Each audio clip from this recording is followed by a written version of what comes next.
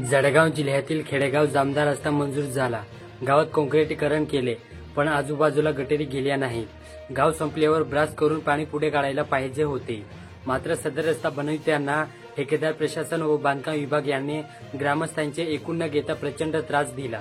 येनकेन प्रकारे सुमार दर्जाचा रस्ता गावात केला.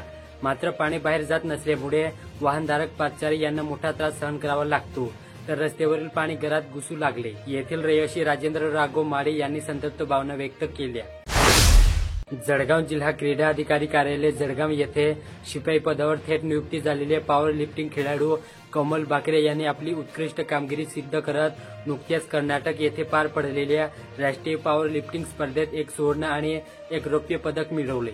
कमल बाकरे यांनी जिल्हा क्रीडा संकुलन येथे नियमित सराव करून ही कामगिरी गाठली असून त्यांच्या मेहनतीच्या आणि जिद्दीच्या राज्यासह जिल्ह्यालाही अभिमान वाटावा अशी ही कामगिरी ठरली. जळगाव जिल्ह्यातील बदली होऊनही शासकीय निवासस्थाने न सोडणाऱ्या जळगावातील 5 पोलीस अंमलदारांना मोठा दंड ठोठावण्यात आला. 3 महिन्यांच्या मुदतीनंतरही त्यांनी निवासस्थाने ताब्यात ठेवल्यामुळे त्यांच्या पगारातून दंडाची रक्कम कपात करण्याचे आदेश काढले.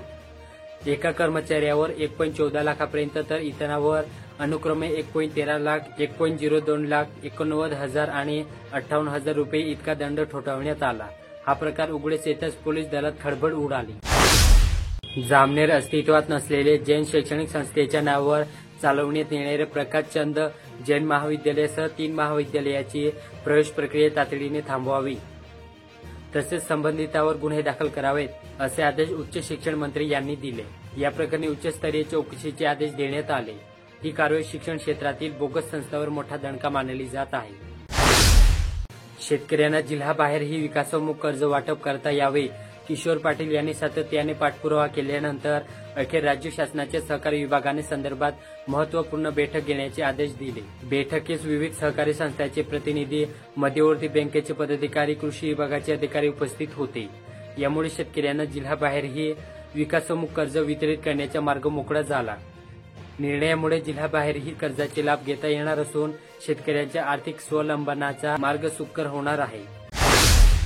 रोटरी क्लब ऑफ भुसावळचा पदग्रहण समारंभ 16 जुलै रोजी रोटरी भवनात उत्साहात पार पडला. संजय चापरकर अध्यक्ष आणि रत्नाकर क्षीरसागर सचिव म्हणून निवडले गेले. माजी अध्यक्ष अनंत पाटील आणि माजी सचिव आरती चौधरी यांनी नवनियुक्त पदाधिकाऱ्यांना जबाबदारी सुपूर्द केल्या. कार्यक्रमाला असिस्टंट गव्हर्नर पूनम कोचर व 5 डिस्ट्रिक्ट गव्हर्नर राजीव शर्मा प्रमुख पाहुणे म्हणून उपस्थित होते.